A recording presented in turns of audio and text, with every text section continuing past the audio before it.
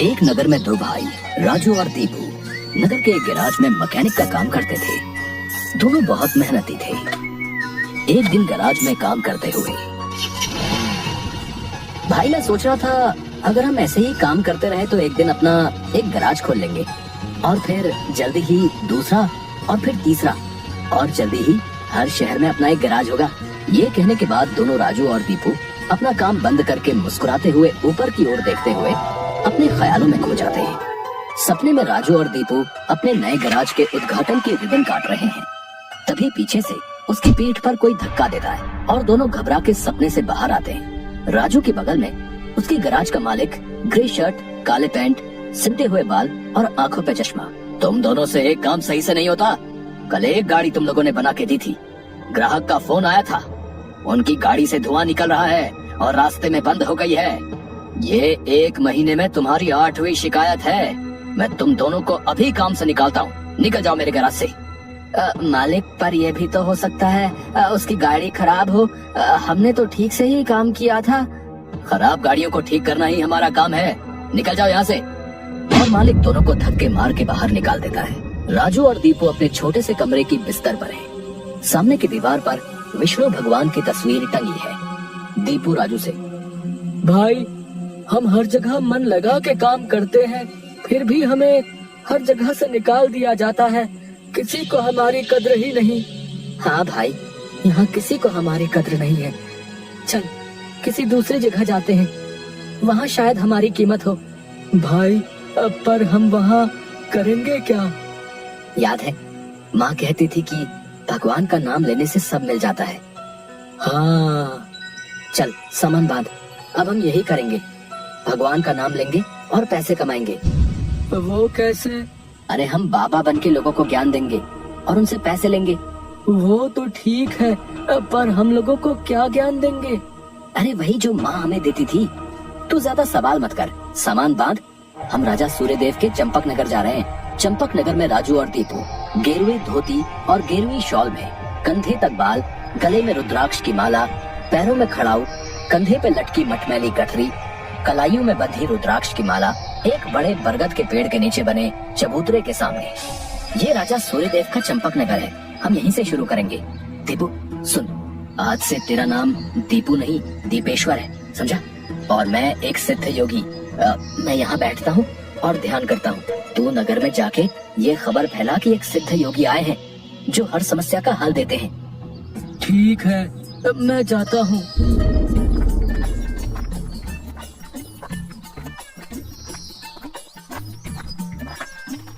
भाई हमारे सिद्ध बाबा जी के लिए कुछ दान दो। ये कौन से बाबा है और कहाँ है? बड़े सिद्ध बाबा है, उनके पास हर समस्या का हल है। नगर के बाहर जो बड़ा बरगद का पेड़ है ना, वहाँ ठहरे हुए हैं।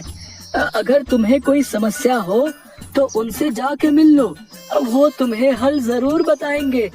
पर हाँ, दान के लिए कुछ लेकर जरूर आना। हाँ, मैं जरूर आऊंगा।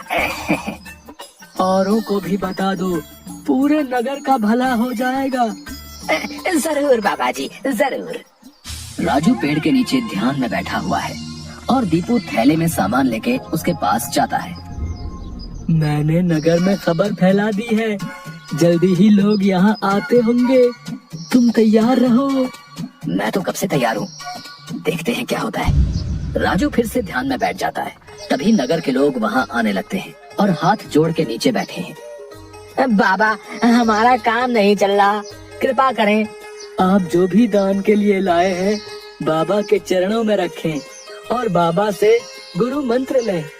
दुकानदार राजू के पास पैसे रखता है और हाथ जोड़कर खड़ा हो जाता है। राजू इशारे से दुकानदार को अपने पास बुलाता है और उसके कान में कहता है, श्री राम, हर बिक्री के समय मन में ये नाम का जाप करो, बिक्री बढ़ जाएगी। याद रहे, अपना ये मंत्र किसी को नहीं बताना, अपनी पत्नी को भी नहीं। जैसी आपकी आज्ञा बाबा जी। महाराज, आप राजकुमारी के लिए एक योग्य वर तलाश रहे थे। हमारे गांव में एक सिद्ध योगी आए हैं जो तेजवान हैं और राजकुमारी के लिए एकदम श्रेष्ठ हैं। गुरुदेव, मुझे आपके चयन पर पूरा विश्वास है। अगर आपने चुना है तो वो राजकुमारी के लिए अवश्य ही उत्तम होगा। सोने जवाहरात और अनेक उपहार लाओ। हम अभी उन महान योगी के पास जाएंगे और उनसे राजकुमारी से विवाह करने का आग्रह करेंगे। हे तपस्वी, मैंने आपके बारे में जो सुना था, आप उतने ही तेजस्वी हैं। मेरा आग्रह स्वीकार करें। राजू ध्यान से आंख खोलकर राजा को देखते हुए, जी महाराज, कहिए क्या परेशानी है आपको? मेरी इच्छा है कि आप मेरी पुत्री से विवाह करें और ये उपहार स्वीकार करें। राजू काफी देर तक उपहार में लाए सोने चांदी और अनेक वस्त्र और उपहारों को देखता है, फिर राजा की ओर मुड़ता है। महाराज, मैं तो एक सन्यासी हूँ, मुझे इन सब से क्या लेना? मुझे क्षमा करें, मैं आपकी बात नहीं मान सकता। दीपू चौंकते हुए राजू को देखता है। मैंने जो सुना था, आप उससे भी महान हैं।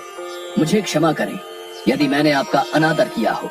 आप जब तक यहाँ हैं, मैं कोशिश करूंगा आपको कोई दिक्कत ना हो। और राजा सूर्यदेव को प्रणाम करके वापस चले जाते हैं। अरे राजू, ये क्या कर दिया तुमने? इतना अच्छा मौका हाथ से जाने दिया। अरे राज करते हम लोग।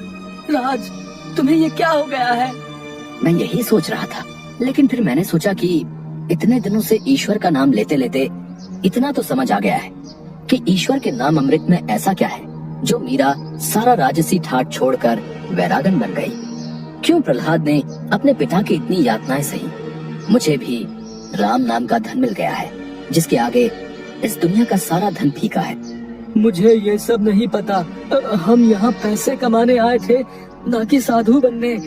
मैं चला, मैं अकेले ही सब संभाल लूंगा। तुम्हें जो ठीक लगे करो, पर अगर किसी मुसीबत में फंस जाओ, पूरी श्रद्धा से ईश्वर का नाम लेना, तुम्हारी मुसीबत दूर हो जाएगी। तुम्हारा दिमाग खराब हो गया है?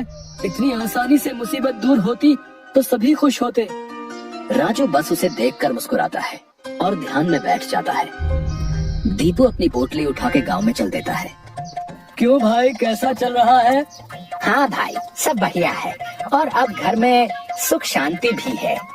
ये भी बेवकूफ बन गया। राजू है तो चालाक। उसने ऐसी युक्ति की कि कोई उस पर सवाल नहीं उठा सकता। कुछ राशन दान करो। जरूर। दुकानदार राजू के थैले में चावल डालने जाता है। तभी दीपू, ये क्या दे रहे हो? इतनी मिठाइयाँ और मेवे तुम्हारी दुकान में है और तुम ये कच्चे चावल दे रहे हो? इनमें से कुछ दो। पर बाबा तो ये सब नहीं कहते। तुम्हें क्या करना है? जितना कह रहा हूँ वो करो। दीपू आगे जाता है और जोहरी की दुकान में दुकानदार से, और भाई जोहरी, कैसी चल रही है दुकानदारी? बाबा की कृपा से सब बढ़िया चल रहा है। कहिए क्या सेवा करूं? बाबा के लिए कुछ दान दो। इससे पहले कि इन्हें मेरी असलियत पता चले, इनसे तगड़ा दान लेके गांव से गायब हो जाऊंगा। फिर ये लोग राजू के पीछे पड़ेंगे तो उसे समझ आएगा। बाबा के लिए कुछ दान दो। जोहरी पैसे निकाल कर देने लगता है। अरे ये क्या भीख दे रहे हो? बाबा की कृपा से तुम्हारी दुकान चल रही है। इतने सारे जवाहरात हैं, इनमें से दो कुछ कीमती सा। जितना दोगे उससे ज्यादा मिलेगा। ये बाबा को क्या हो गया है? कोई नहीं, बाबा को देने से मेरा क्या घटेगा। जोहरी एक सोने की हार दीपू को दे देता है। ये लीजिए बाबा। अच्छा धन बटोर लिया है मैंने। इससे काफी दिनों तक काम चल जाएगा। बड़ी भूख लग गई है, कुछ मिठाइयाँ खा लो। दीपू एक पेड़ के नीचे बैठ के मिठाइयाँ खाने लगता है। तभी वहाँ 4 डाकू, चेहरे पे नकाब, काले कपड़े और हाथ में छुरी लेकर आ जाते हैं। जो कुछ भी है वो हमें दे दो, नहीं तो हम तुम्हें मार डालेंगे। दीपू डर से अपनी पोटली उन्हें दे देता है। तभी डाकुओं के सरदार का नकाब खुल जाता है। दीपू उसे देख लेता है। अब तुझे मरना होगा, क्योंकि तूने मेरा चेहरा देख लिया है। हे भगवान, ये क्या हो रहा है? कैसे बचूं इनसे? भागने की कोशिश की तो ये लोग पकड़ लेंगे। क्या करूं? तभी उसे राजू की बात याद आती है। अगर किसी मुसीबत में फंस जाओ, पूरी श्रद्धा से ईश्वर का नाम लेना, तुम्हारी मुसीबत दूर हो जाएगी। दीपू आंखें बंद कर घुटने पर बैठकर, हे नारायण मेरी रक्षा करो, हे नारायण मेरी रक्षा करो। डाकू का सरदार दीपू को उठाकर, सुन, राजा के सिपाही हमारी ओर आ रहे हैं, इसलिए तुझे छोड़ रहे हैं। अगर तूने किसी को हमारे बारे में बताने की कोशिश की तो तुझे जिंदा नहीं छोड़ेंगे। ये ले अपनी पोटली। डाकू भाग जाते हैं। दीपू सामने से सिपाहियों को आते देख मन में, हे नारायण, मुझसे भूल हुई, जो मैं राजू की बात को समझ नहीं पाया।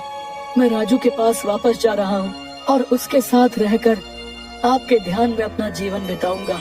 मुझे माफ कर दो राजू, मैं ईश्वर के नाम की महिमा को नहीं समझ पाया, पर अब मैं समझ गया हूँ और तुम्हारे साथ ईश्वर के नाम का धन कमाना चाहता हूँ।